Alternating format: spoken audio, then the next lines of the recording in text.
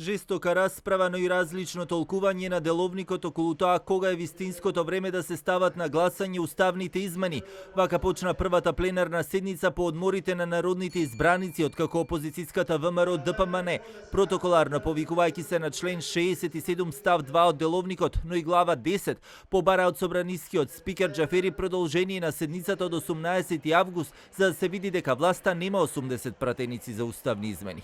Пратеничката Дафина Стојановска со порака до парламентарното мнозинство дека ниту сега, ниту во наредниот период ќе стигнат до потребното двотретинско мнозинство гласови. Почитуван председателе, вие имате една посебна глава, тоа е глава 10 во овој деловник на Собрание на Република Македонија, која што се однесува исклучиво кога се преминува, односно на постапка за измена на Устав на Република Македонија.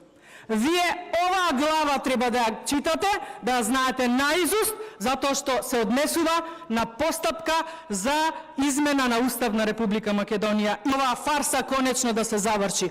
Собранискиот спикер Џафери пак вели, неспорно е правото 20 пратеници од опозицијата со своите подписи да побараат свикување за продолжување и гласање на седница, но вели тоа не го обврзува дека мора да го направи и дека како претседател на собранието може од тоа да го стори кога ќе се создадат услови.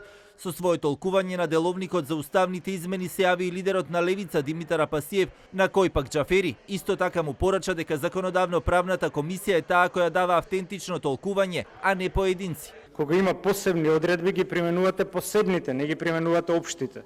Таков е случајот со промена на Устав. Постапка за измена на Устав е регулирана во посебна глава. Тоа значи со специјални одредби кои што ги дерогираат овие општи одредби на кои што вие се повикувате со цел да манипулират. 123-та седница ќе продолжи тогаш кога ќе има услови да продолжи.